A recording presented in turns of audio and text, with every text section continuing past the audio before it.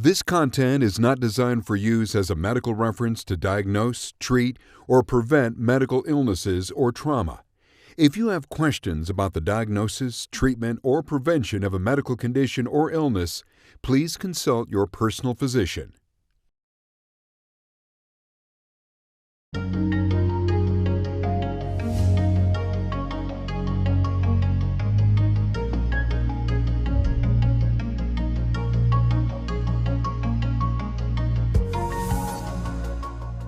Welcome back, everyone. Now that we've gone over the basics of brain anatomy and neuropsychological assessment, we can move on to talk about some of the disorders of the brain. Our next few lectures will focus on disorders that are commonly diagnosed during childhood, starting with intellectual disabilities and Down syndrome. This topic is near and dear to my heart, as it was the focus of my research in graduate school at Vanderbilt University. During my first 4 years in graduate school, I was interested in how individuals with intellectual disabilities visually perceived their world. I studied adults who were classified as having a mild intellectual disability for which a cause could not be identified, what's known as an idiopathic condition. Earlier work by our lab and by our colleagues suggested that this group of individuals exhibited visual deficits that were related to underlying brain pathology. Toward the end of my graduate career, I also started examining another group of individuals with an intellectual disability. In this case, the cause of the disability was clear. All of these individuals were diagnosed with Down syndrome. In today's lecture, we're going to examine both of these groups: individuals with idiopathic intellectual disabilities, that is, disabilities for which the cause is unknown, and individuals with Down syndrome. We will examine the symptoms, causes, and brain pathology associated with these two groups and explore the difficulties affected individuals may face in everyday life. Let's begin with individuals with idiopathic intellectual disabilities. Intellectual ability refers to a person's ability to learn, reason, make decisions, and solve problems. Intellectual disability was at one time referred to as mental retardation and is characterized by below average intelligence or mental ability and a lack of skills necessary for day-to-day living, what are known as adaptive skills. Adaptive behaviors are the things we do in everyday life, like communicating with others and taking care of our basic needs. As you might expect, there are varying degrees of intellectual disability, from mild to profound. In this lecture, we will focus on the mild category of intellectual disability, which is by far the most common. Roughly 85% of the 1% of the population who have an intellectual disability fall into this category. These individuals are just a little slower than average when it comes to learning new information or skills. But with the right support, most are able to live independently as adults. A person's level of intelligence is typically measured by an intelligence quotient, or IQ test. Average IQ is 100, with most people scoring between 85 and 115. A person is considered intellectually disabled if he or she has an IQ of 70 or less. Intellectual disability is typically present very early in life, and there are many different signs of intellectual disability in children. These signs may appear during infancy, or they may not be noticeable until a child reaches school age. It often depends on the severity of the disability. A mild disability is, of course, more difficult to notice than a moderate or severe one. Common signs of intellectual disability include things like talking late or having trouble talking, being slow to master things such as potty training, dressing, or feeding oneself, having trouble remembering things, being unable to connect actions with consequences, the late development of behaviors like rolling over, sitting up, crawling, or walking, exhibiting problem behaviors like tantrums, and having difficulty with logical thinking or problem solving. Children with severe or profound intellectual disabilities may exhibit other health issues too, like seizures, impaired motor skills, and eye and ear problems. There are a number of potential causes for intellectual disabilities. Basically, anytime something interferes with normal brain development, intellectual disability can develop. However, we can only pinpoint the exact cause of an intellectual disability about 1/3 of the time. Some of the most common causes of intellectual disability include genetic conditions like Down syndrome, which we'll talk about shortly, Fragile X syndrome, and Prader-Willi syndrome. Intellectual disability can also be caused by issues that arise during pregnancy and interfere with fetal brain development, such as alcohol and drug use by the mother, malnutrition, certain infections, and preeclampsia, which causes high blood pressure in the mother and can damage her organ system. Problems during childbirth, such as the baby being deprived of oxygen or being born prematurely, can cause intellectual disability as well. Illness or injury in childhood can also interfere with normal brain development. Infections like meningitis, whooping cough, or the measles are known to cause intellectual disability, as are severe head injuries, near drowning, extreme malnutrition, severe neglect, or exposure to toxic substances such as lead. But again, for the majority of individuals with an intellectual disability, a full 2/3 of that population, the cause is unknown.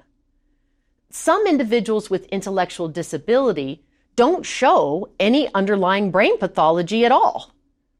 And in those who do, different causes may result in different patterns of brain deficits. For these reasons, collecting data to even examine the issue of intellectual disability has been a challenge. What we do know from the research that has been conducted is that brain deficits in affected individuals have been identified in the cerebral cortex, the ventricles of the brain, the cerebellum, the corpus callosum, and the white matter. So quite a few areas, giving you an idea of the variety of abilities that could be impacted. Let's now turn to Down syndrome, which is the most common chromosomal condition diagnosed in the United States, occurring in about 1 out of every 700 births. Unlike idiopathic intellectual disabilities, Down syndrome is easy to diagnose. In fact, a number of tests can be conducted prenatally to confirm the presence of this condition.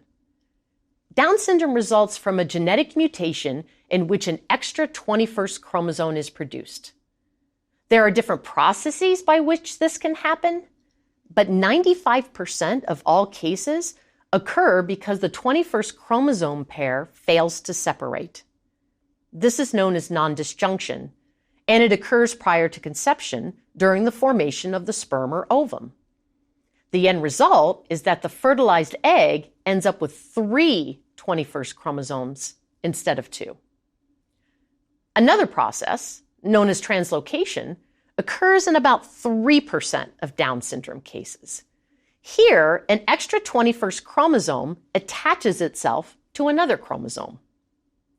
Finally, 2% of cases are due to mosaicism, which occurs when there is an abnormal separation of the 21st chromosome after conception. This results in the child having some cells with a normal number of chromosomes and some cells with an extra chromosome. The extent of the features of Down syndrome depends on the percentage of body cells containing the extra 21st chromosome. Even though researchers know that Down syndrome is caused by an extra chromosome, no one knows for sure why this leads to the condition or how many different factors play a role. We do know, however, that the risk of having a baby with Down syndrome increases with maternal age, and especially when the mother is over 35. In addition to intellectual disability, physical and developmental features associated with Down syndrome include congenital heart disease, small stature, decreased muscle tone, hyperflexibility of joints, speckling of the iris in the eye, an upward slant to the eyes, extra skin folds at the inner corners of the eye, a small oral cavity resulting in a protruding tongue, short, broad hands with a single palmar crease, and a wide gap between the first and second toes. As this variety of features suggests, deficits can be seen in most areas of the brain among people with Down syndrome. Although findings are mixed, for the most part, gray and white matter reductions are seen across all 4 lobes of the brain, so the frontal, parietal, temporal, and occipital lobes. Each lobe also shows increased cortical thickness, which is believed to reflect a less mature cortex. One can also see smaller hippocampal and smaller cerebellar volumes. Recall that these areas play pivotal roles in memory and movement. In addition to the physical features we've listed, almost all individuals with Down syndrome exhibit the neuropathology associated with Alzheimer's disease by the time they reach the age of 40. Alzheimer's, which we'll discuss later in this course, has a very distinct pathological profile. But even though the neuropathology of Alzheimer's disease is evident by the age of 40, many individuals with Down syndrome show no behavioral signs of dementia until later in life, usually sometime after 50 or 60 years of age, though some never show any signs at all. So why in the world would you see Alzheimer's disease pathology in someone with Down syndrome? Well, part of the pathology of Alzheimer's disease involves a protein called amyloid. And guess which chromosome produces amyloid?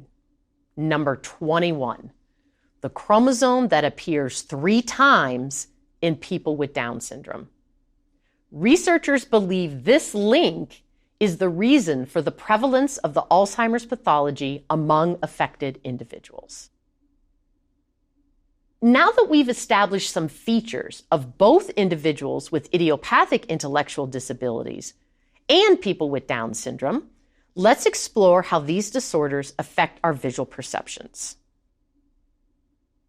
Early research on this topic focused only on ocular issues, so problems that originate in the eye itself, like strabismus, a condition where one or both eyes move inward or outward, causing misalignment and possible vision problems. However, a number of brain areas contribute to our ability to see and navigate our way through the environment, and are therefore also worth mentioning. Before we go further, let me briefly tell you a bit about how our visual system works. When light waves enter our eyes, cells located in our retinas transform this light energy into neural signals. These signals then travel via the optic nerve to a nucleus in the thalamus called the lateral geniculate nucleus.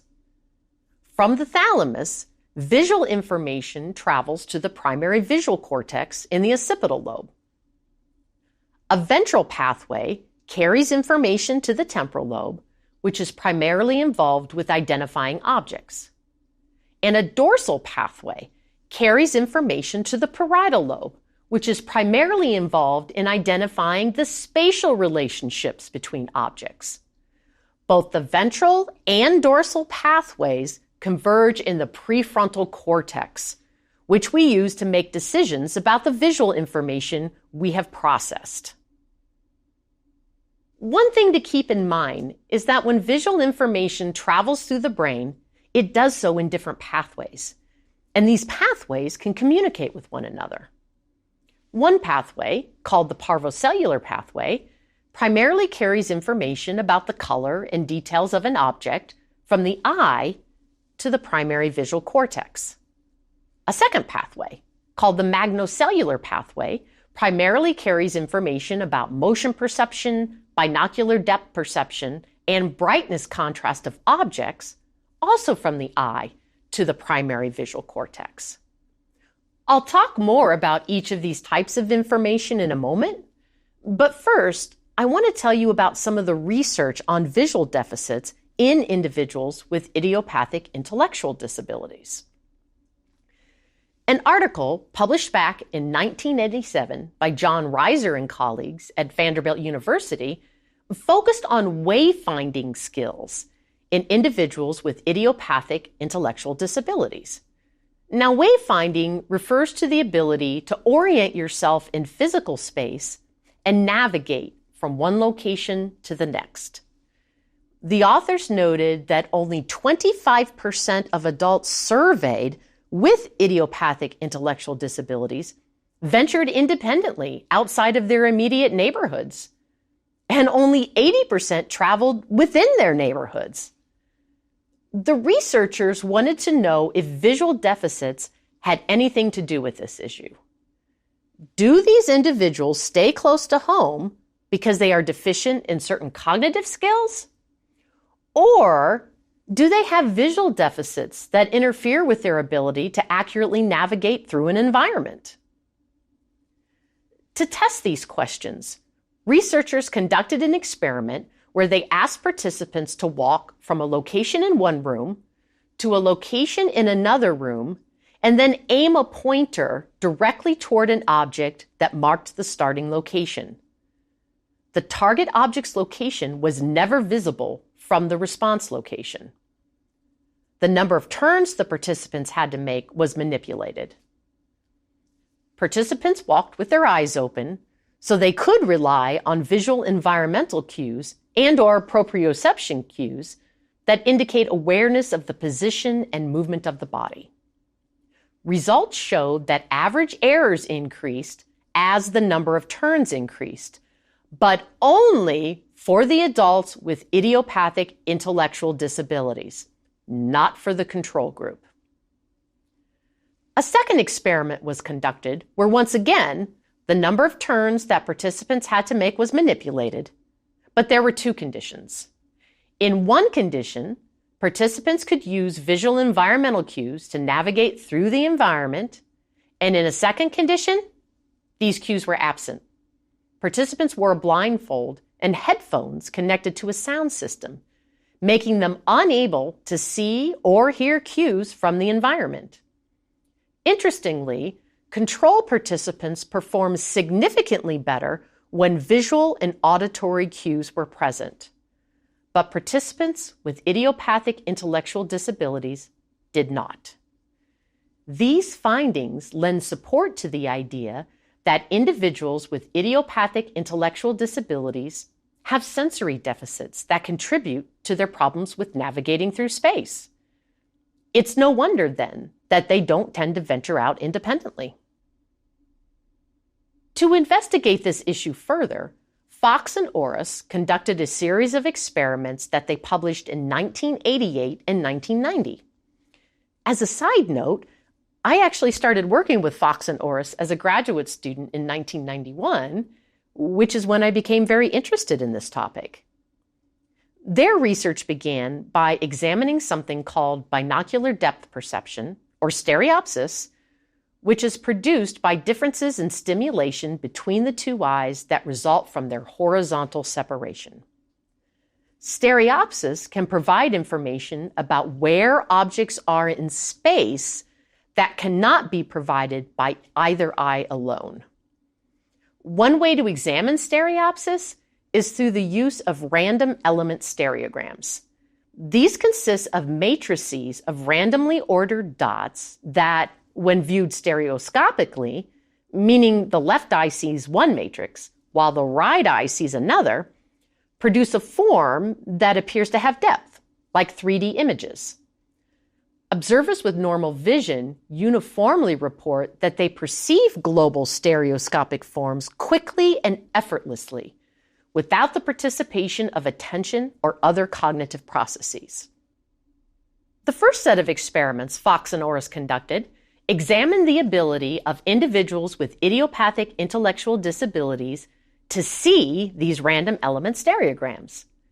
They had to discriminate the correct location, left or right, of a form as a function of element density, that is, the number of elements in the stereogram. Results showed that as the density of the form was reduced, participants with idiopathic intellectual disabilities showed impaired performance. This did not occur in age-matched control participants. In a second experiment, participants had to discriminate between different global stereoscopic forms that varied in shape: a circle, square, rectangle, diamond, and so on, and element density. Individuals with idiopathic intellectual disabilities made substantially more errors as density was reduced. Age-matched control participants performed without error. Finally, in the last experiment, participants were asked to correctly localize the depth position of the stereoscopic forms appearing in different positions in three-dimensional space. Once again, control participants performed normally. Participants with idiopathic intellectual disabilities exhibited large errors in depth judgment. So in summary, although individuals with idiopathic intellectual disabilities could discriminate the left-right spatial location of a stereoscopic form when element density was high, they perceived the form as a blob with poorly defined contours that appeared to be localized at a fixed depth position slightly in front of the display. These types of visual deficits would certainly make it much more difficult for affected individuals to accurately navigate through the environment. After examining these findings, Fox and Orris wondered whether the deficits they were seeing were restricted to stereoscopic vision, or whether similar deficits would be evident if the forms were defined by motion rather than by depth. So they created motion-defined forms known as random element kinematograms. Motion-defined forms look different than depth-defined forms. A form defined by depth appears to pop out from the computer screen, like objects in a 3D movie. A form defined by motion, on the other hand, can be distinguished from the computer screen, but does not pop out per se. Instead, imagine there's a borderless square on a computer screen, and the pixels in that square are all moving to the right. But in the area around the square, all of the pixels are moving to the left.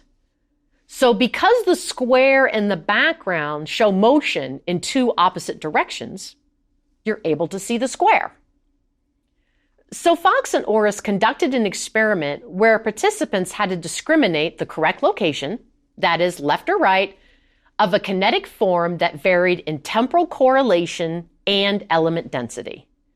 When temporal correlation and element density were high, participants performed well. As both of these were reduced, however, performance was severely disrupted for individuals with idiopathic intellectual disabilities. The results showed that the density reduction variable was generalized across tasks since it was evident in both depth perception and motion perception domains. These deficits appear to be arising from deficits within the visual system in the brain, as opposed to the eye, and not to cognitive factors. Because participants performed well when temporal correlation and density were high, inability to understand the task was not an issue. And because participants showed consistent performance across trials, problems with attention could be ruled out as well. This research demonstrated that individuals with idiopathic intellectual disabilities do not just have cognitive deficits, but also visual deficits, and that their poor performance in certain domains, such as wayfinding, may be a result of the latter rather than the former. In the mid-1990s, I was working on my dissertation project, part of which focused on how visual deficits in those with idiopathic intellectual disabilities compared to visual deficits seen in people with Down syndrome.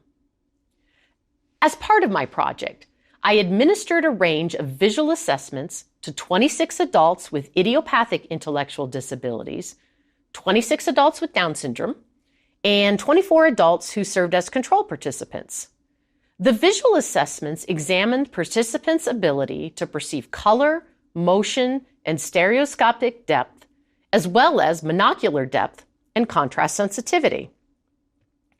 Monocular depth perception refers to our ability to see the world in depth, but it relies on information that we can detect using just one eye, unlike binocular depth perception, which relies on two eyes.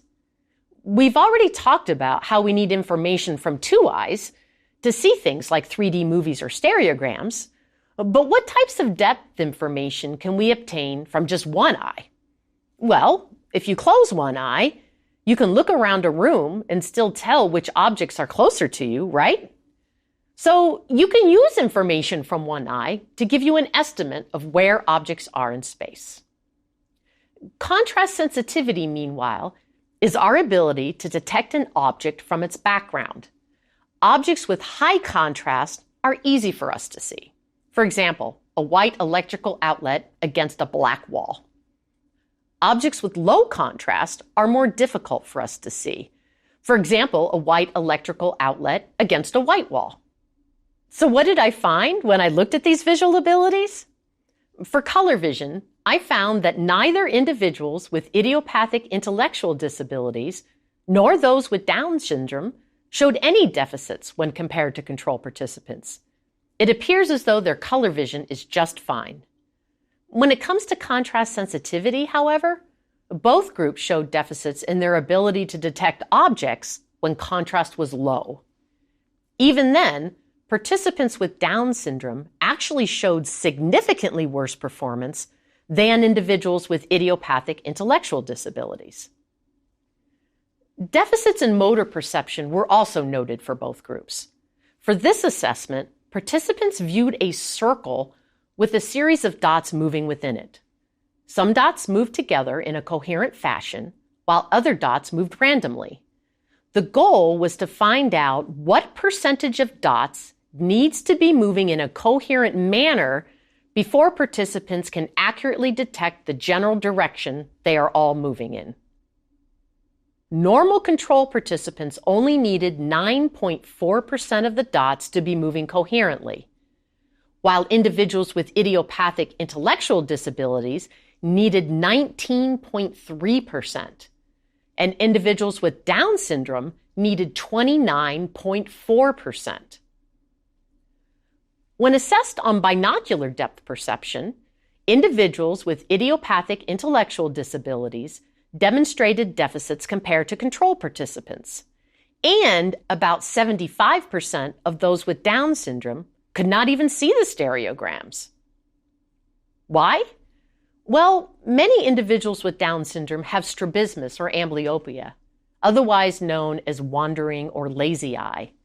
When eyes are misaligned in this way, visual inputs don't map onto the brain correctly, making it difficult, if not impossible, to see depth using binocular vision. When assessed on monocular depth, both groups exhibited deficits compared to normal control adults, and those with Down syndrome performed the worst. So both of our clinical groups exhibited visual deficits in every domain except for color vision, and those with Down syndrome performed worse than those with idiopathic intellectual abilities on every assessment. Clearly, the pathways and areas in the brain responsible for processing these abilities are compromised in some manner, especially the magnocellular and dorsal pathways. These findings also suggest that both groups will exhibit more difficulty functioning independently in the real world, as these abilities relate to our ability to navigate, detect objects, walk down stairs, or move through our environment without bumping into things. I'm hoping that you now have a better sense of the symptoms and brain pathology of both idiopathic intellectual disabilities and Down syndrome. Individuals in both of these groups have visual deficits that arise from the brain and make it harder than normal for them to navigate through the environment. These types of difficulties aren't due only to cognitive deficits, but to visual deficits as well. People should be aware of this fact if they want to help affected individuals better interact with the world around them. Thanks for joining me today. In our next lecture, we'll begin our exploration of autism spectrum disorders. See you then!